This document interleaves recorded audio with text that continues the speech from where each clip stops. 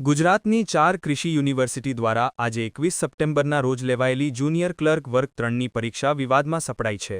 અમદાવાદના ઈસનપુરમાં આવેલી little bird સ્કૂલના પરીક્ષા કેન્દ્ર પર પરીક્ષાર્થીઓએ ભારે હોબાળો મચાવ્યો હતો.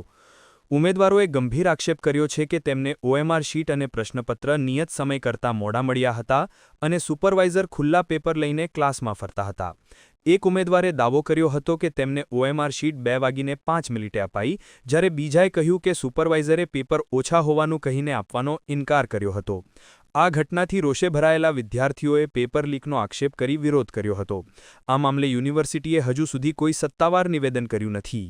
ઓએમઆર છે ને 1:30 વાગ્યાનો ટાઈમ હોય, 1:30 થી 1:45 એમાં મળવી જોઈએ, પણ અમને 2:05 તો જે ઓએમઆર મળે છે અને 2:15 સુધી તો પેપર અમને મળતું જ નથી. અને જે ક્લાસમાં અમારી સામે પેપર ખોલવાનું હોય ને બંચ અમારી સામે ખોલવાનું હોય, પણ સરે ખોલ્યું જ નહીં ને એમને અમારી સામે પેપરો લઈને ફરતા હતા, પણ અમને આપ્યા બી નથી ને એ એવું કહે છે કે ઓછા છે પેપરો એટલે હજી નથી આપ્યા તમને.